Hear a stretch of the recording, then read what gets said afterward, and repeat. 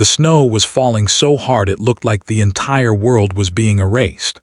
A white curtain swallowed the mountains, the trees, and even the sky itself.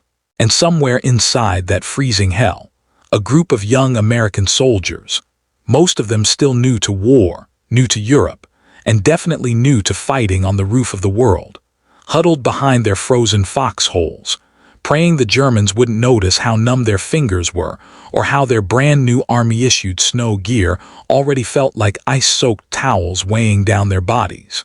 These were the early days of America's mountain troops, soon to be known to history as the legendary 10th Mountain Division. But right now, under the shadow of the towering Apennine peaks, the Germans were openly laughing at them. Literally laughing. German patrols looking through binoculars mocked the Americans' awkward marching on skis, their clumsy falls, their mismatched gear that looked more like camping equipment than military armor. To the German Gebirgsjäger, elite mountain soldiers hardened since before the war began, fighting in deep snow was an art. But to the Americans, it was a nightmare, a frozen battlefield unlike anything they had seen. Yet none of the Germans knew the truth.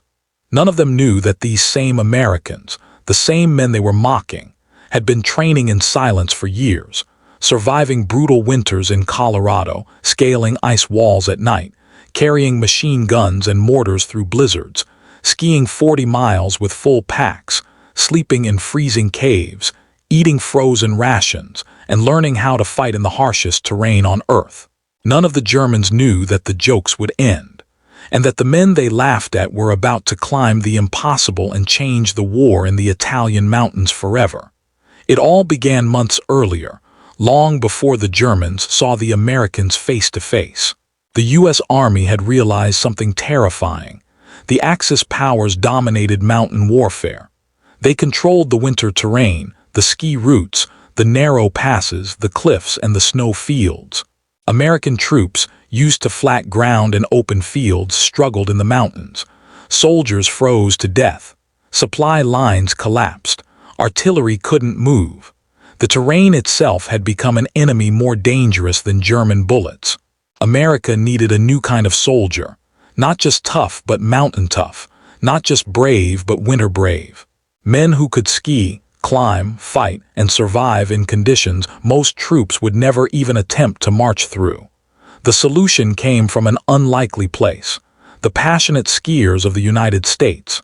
Olympic athletes, ski instructors, alpine rescue volunteers, hardcore mountaineers, fearless adventurers, and young men who loved the wild, snowy silence of icy peaks, all volunteered. Many begged to join. They signed up not just because they believed in victory, but because they felt the mountains calling them. And soon, these men became the core of the most unique unit the U.S. Army had ever formed. They trained in Camp Hale, Colorado, a freezing bowl of land surrounded by knife-edged peaks where the wind hurt your skin and the nights froze your breath into crystals. Their barracks sat at 9,200 feet above sea level. Their lungs burned every day, even when they weren't carrying rifles or climbing ropes.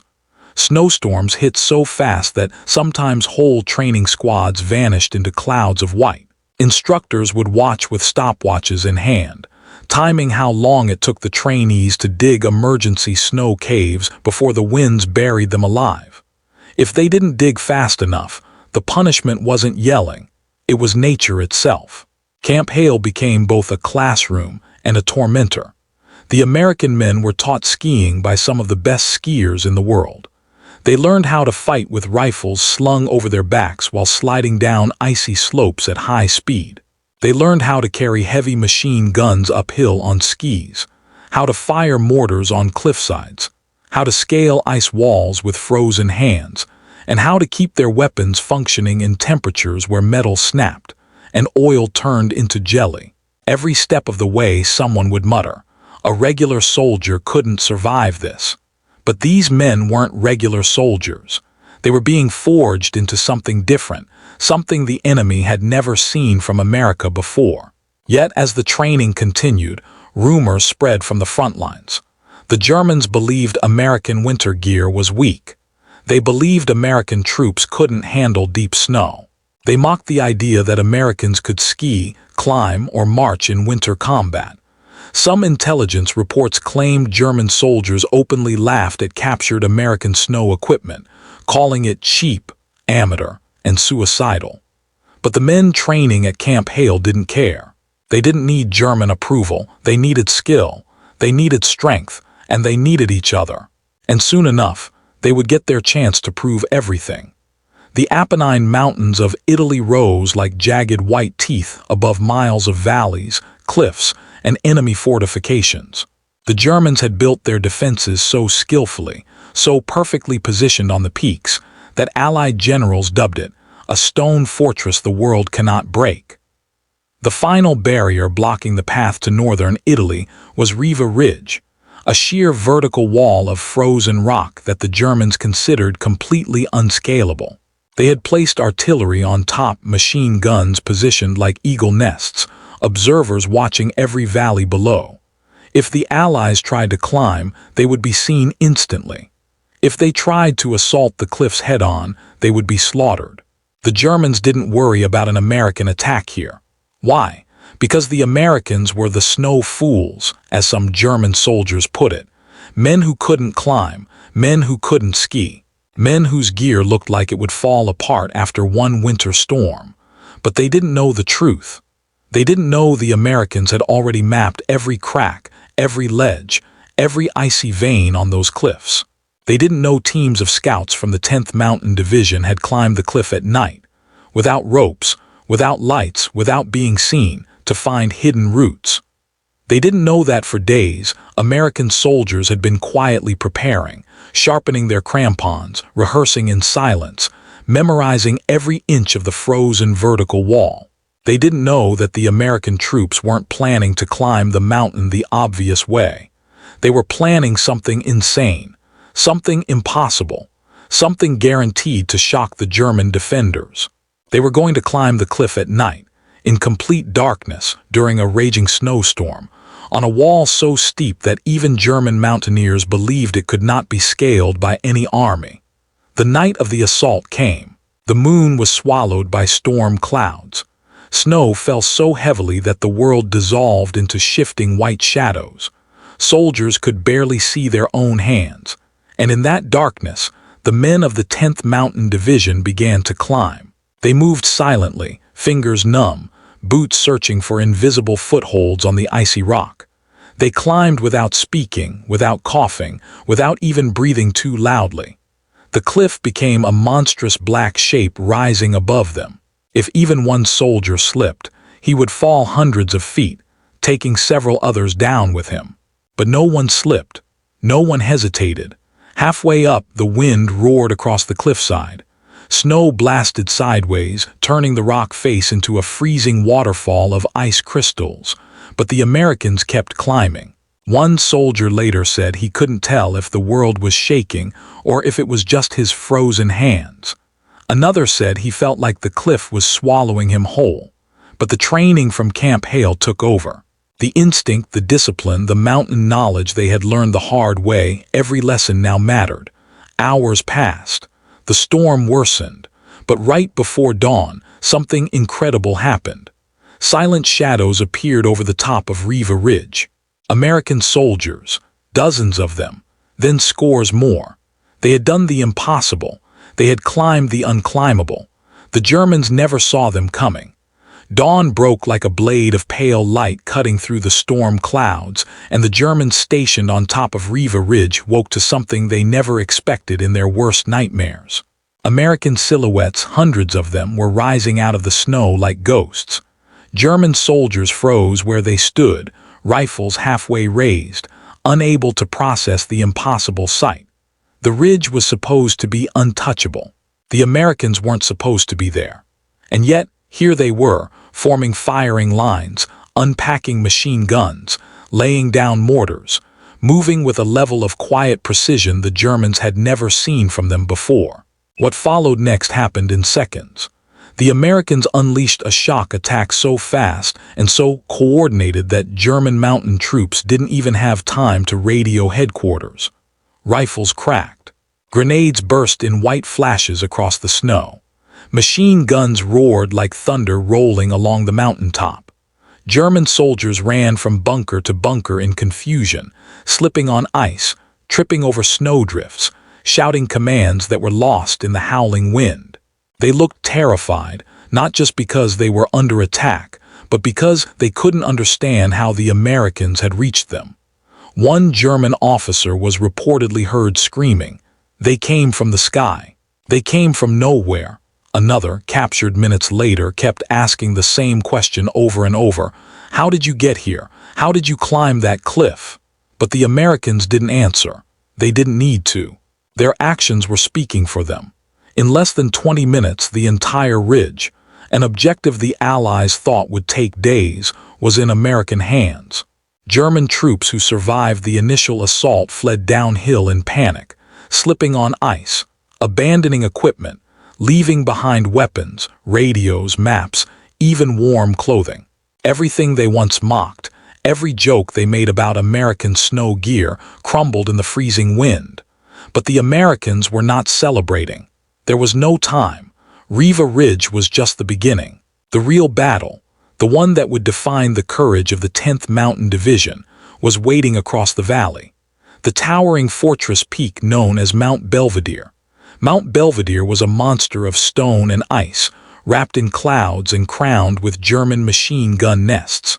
Every previous assault, British, American, Italian, had failed. Bodies still lay in the frozen slopes, half buried in snow, a grim reminder of what failure looked like. The Germans believed no one could take Belvedere.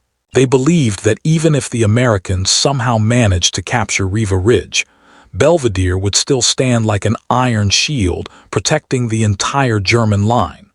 What the Germans didn't know was that the Americans had a plan built around timing. Riva Ridge wasn't just a victory, it was the key that unlocked the entire battlefield. With the ridge in American hands, German artillery that once dominated the valley was blinded. Their spotters were gone. Their communication lines shattered. Their confidence destroyed. And now the men of the 10th Mountain Division prepared to strike the main objective. That night, under the dim glow of a moon hidden behind clouds, the Americans moved out. The air felt thick with tension. Officers whispered last-minute instructions. Soldiers checked their rifles, tightened their gear, and took deep breaths of cold air that stung their lungs. Many of them knew the truth. Climbing Riva Ridge was a miracle, but taking Belvedere, that would be a test of spirit. The first American units moved silently through the lower slopes, weaving between icy boulders and frozen trees. They advanced in long, dark lines, boots crunching softly against the snow. High above, German machine gunners scanned the valleys with their binoculars, unaware that hundreds of Americans were already climbing beneath the curtain of darkness. And then, without warning, a bright flare shot into the sky. A German soldier, thinking he had seen movement, fired a warning. The flare burst into a harsh white glow, illuminating the mountainside like daylight. The world exploded. German machine guns opened fire instantly. Bullets raked the snow, tearing through branches, slamming into rocks, slicing through the icy air with vicious speed. American soldiers scattered for cover, diving behind tree trunks, hugging the ground as bullets snapped overhead. The mountain echoed with the deafening roar of German firepower. The Germans were no longer laughing. They were fighting for their lives, but so were the Americans. And what kept them moving wasn't gear or skill alone, it was sheer will. The 10th Mountain Division surged forward like a living wave. Rifles barked back. Mortars fired upward. Grenades arced through the air like sparks from a forge. Snow exploded around the German bunkers as the Americans moved closer, crawling, sprinting, climbing, inch by inch. One American soldier was hit in the shoulder, but continued firing with his other arm. Another dragged a wounded comrade behind a boulder while returning fire with a pistol. At one point, a German machine gun pinned an entire company down, its bullets chewing into the snow so close that the ground steamed from the heat. A young American corporal made a decision few would have dared. He stood up, charged through the hail of bullets, and lobbed a grenade straight into the bunker. The explosion shook the slope. The machine gun went silent. When his squad reached him, they found him bleeding heavily but alive, whispering, "Keep going, don't stop." The Americans didn't stop. They advanced relentlessly, absorbing the cold, the pain, the fear. Their training had hardened their bodies, but the mountain was testing their souls. Hours passed. The climb steepened. A storm rolled in, throwing icy wind into their faces. Yet the Americans kept moving upward, squeezing between rocks, balancing on narrow ledges, crawling on their stomachs when the slope became too exposed. The Germans were stunned by how fast the Americans climbed. They expected hesitation. They expected exhaustion. Instead, they saw determination they could not break. By dawn, American troops neared the summit. German commanders realized what was happening and ordered a final counterattack. Waves of German mountain soldiers pushed down from the peak, firing automatic rifles, throwing grenades, shouting battle cries that echoed across the stone. The Americans braced themselves. For several minutes, the slopes became a chaotic blur of smoke, snow, shouts, gunfire, and explosions. Men fought at arm's length. Rifles were used as clubs. Snow became stained with mud and blood. The storm howled over them as if the mountain itself was watching. And then, slowly, the German attack began to falter. Their lines wavered. Their fire slackened. Their soldiers retreated. The Americans surged forward. With one final push, they reached the top. The German flag was hauled down. The American flag went up, flapping wildly in the freezing wind. Mount Belvedere was theirs, but the victory came at a cost. Hundreds of brave men fell on those slopes. Friends carried friends. Medics cried as they worked. Snowflakes drifted down softly, settling over the battlefield like a silent mourning cloth. One soldier, exhausted and trembling, whispered, "We did it for them." And they had. Their victory opened the road to northern Italy, towns liberated, enemy lines shattered, the German winter dominance crushed. The same Germans who once laughed at American snow gear were now in full retreat, stunned by the ferocity, skill, and courage of the 10th Mountain Division. But the Americans didn't see themselves as heroes. They saw themselves as men who had a job to do, men who climbed because they had to, fought because someone had to, and won because quitting was never an option. As news of the victory spread across the front lines, one message echoed everywhere. Never underestimate the United States when it decides to master something, especially when its soldiers refuse to back down, even against mountains. And as the snow slowly settled over the quiet peaks, the story of the American ski troops became a legend. One carved not in stone but in ice, courage, sacrifice, and unbreakable will. If you love powerful WW2 stories, incredible true events, and untold American heroism, make sure you hit subscribe right now to WW2 Tales USA. And drop a like, because every time you do, this channel reaches more people who deserve to know the courage of these soldiers.